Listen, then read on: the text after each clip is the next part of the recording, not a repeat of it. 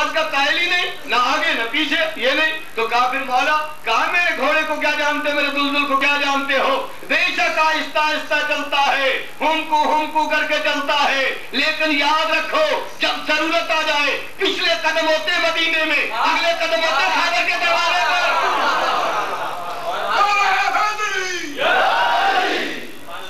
اس لیے میرے محترم بھائیوں میں یاد کر رہا تھا ان کی آنکھیں ہماری آنکھوں میں فرق ہے، ان کی زبان ہماری زبان میں فرق ہے۔ آج تو بڑا ترقی کا زمانہ ہے نا، ترقی کا زمانہ، بڑی ترقی ہے۔ آپ ماشاءاللہ یا دبئی میں آ کے تو میں ترقی کی انتہا دیکھ کے حیران ہو گیا، اور میں کہتا ہوں سبحان اللہ، انسان کس منزل تک پہنچ گیا، چاند تک پہنچ گیا۔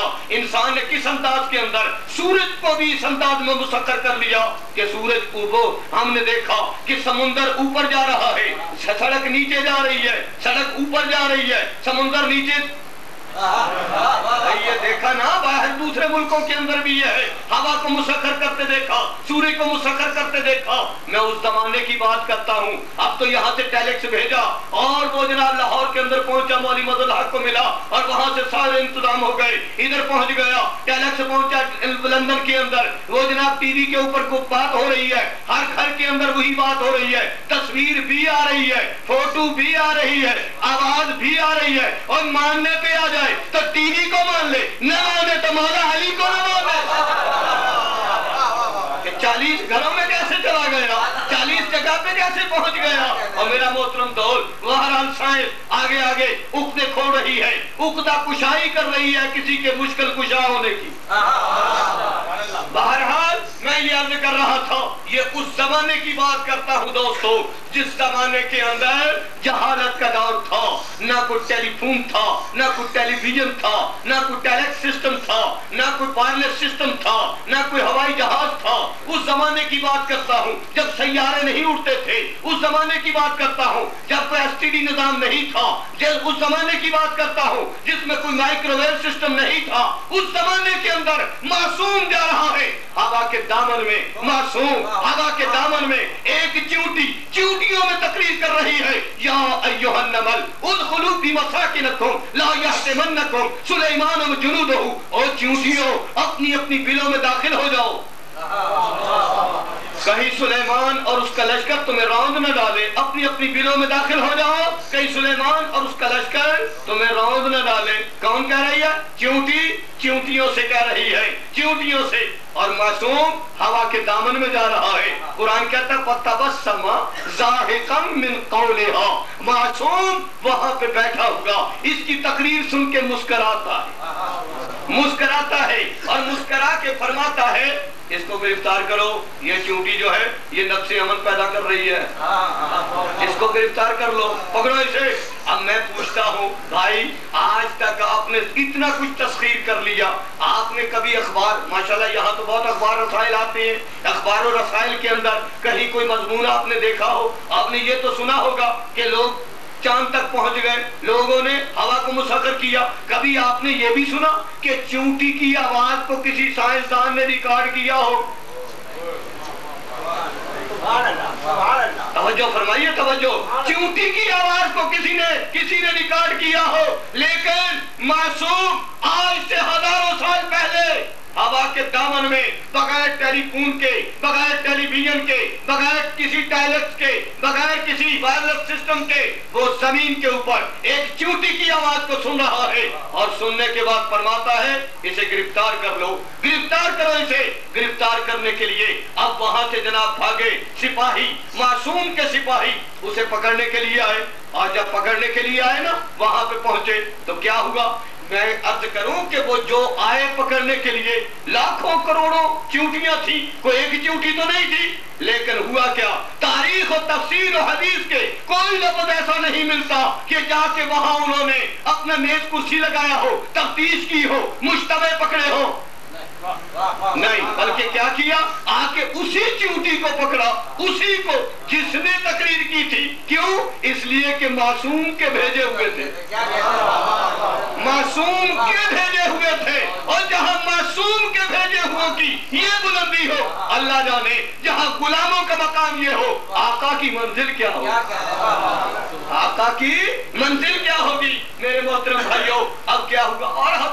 زمانے کے اندر یہ عام سلسلہ تھا، کوئی ایک چونٹی کی بات نہیں، بڑے واقعات تھے چونٹی کے۔ شاہ آغا نعمت اللہ جزائری نے اپنی کتاب دہر الربیع کے اندر بہت سے واقعات لکھے ہیں، کہیں پاختہ کا جھگڑا، کہیں چونٹی کا جھگڑا، کہیں شہد کی مکھی کا جھگڑا، کہیں کسی کا جھگڑا، اور ایک مرتبہ جانتے ہیں یہ چڑا اور چڑیا جو ہوتے ہیں، چڑا اور چڑیا عربی میں اس کو عصفور کہتے ہیں، عصفور۔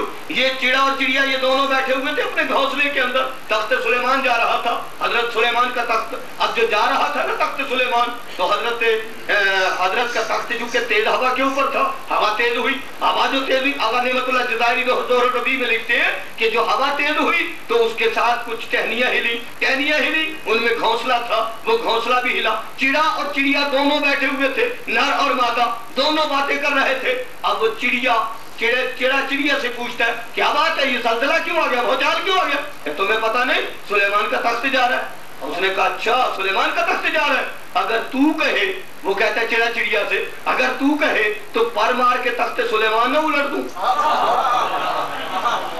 اگر تو کہے تو تخت سلیمان نہ الٹ دوں۔ اب حضرت سلیمان علیہ السلام نے بھی سن لیا، فرمایا پکڑ لو اس چڑے کو پکڑ کے لے آئے۔ ہاں چڑے تو نے یہ کیوں کہا تھا، کیوں کہا تھا تو نے؟ اس نے کہا ہاتھ مان کے مولا میں نے کب کہا تھا؟ فوراً تقیہ کر گیا کہ میں نے تو کہا ہی نہیں۔ جی مولا نے فرمایا تو نے کوئی مجھے اپنے جیسا سمجھ لیا، مجھے اپنے جیسا سمجھ، انی سمعت بأذنی ھذا، میں نے اپنے کانوں سے تیری بات کو سنا ہے، اب سمجھ گیا کہ پکڑا تو گیا ہوں، بات سچی کیوں نہ کروں؟ کہا مولا میں نے کوئی بدر احد خندق خیبر تو نہیں فتح کر لی، گھر میں بیٹھا بیوی پہ روب ڈال رہا تھا۔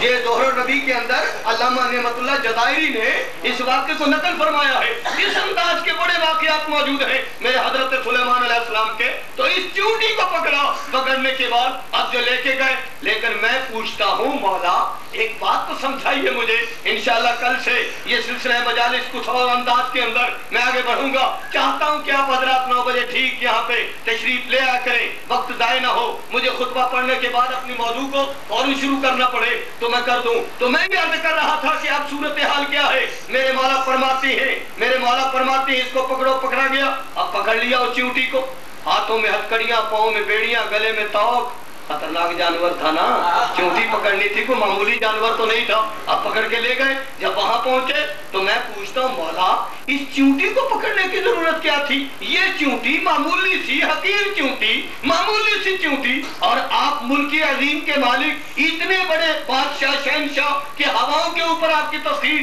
جنوں پر ہی آپ کے تابع، انسان آپ کے تابع، وحوش آپ کے تابع، طیور آپ کے تابع، کائنات آپ کے تابع، آپ کے حکم پہ، آپ کی زبان پہ، آپ کے اشارے پہ پوری کائنات جس انداز میں حکم دے، اس چونٹی کو کیوں پکڑا؟ کون سی بات تھی؟ چھوڑ دیتے۔ فرمایا تمہیں معلوم نہیں، تم جانتے نہیں ہو، اس چونٹی کی تقریر کو سنو، یہ تقریر کی ٹیپ ریکارڈ کو دوبارہ اس کو ریورس کرو، اس کے بعد اسے سنو، کیا ہے اس کے اندر؟ کہا تمہیں پتا نہیں؟ یہ کہہ رہی تھی قالت النمل، یہ کہہ رہی تھی یا ایھا النمل، او چونٹیو ادخلوا فی مساکنکم، اپنی بلوں میں داخل ہو جاؤ، اپنی بلوں میں داخل ہو جاؤ، کیوں؟ لا یحطمنکم سلیمان وجنودہ، تمہیں سلیمان اور اس کا لشکر نہ روند ڈالے۔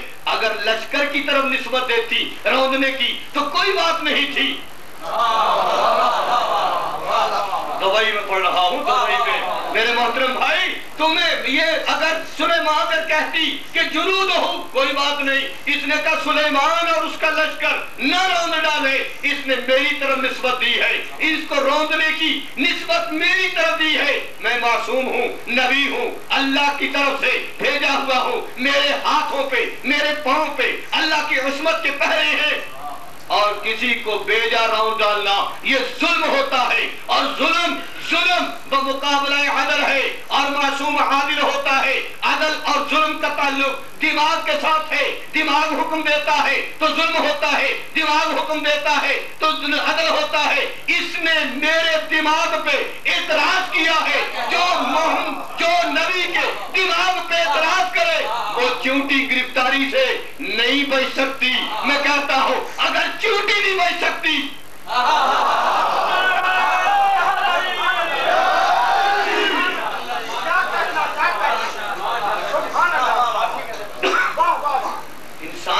आवश्यकता है। और मेरे मोहतरम भाइयों, सुलेमान के दिमाग पे एतराज किया, पकड़ लिया चोटी को।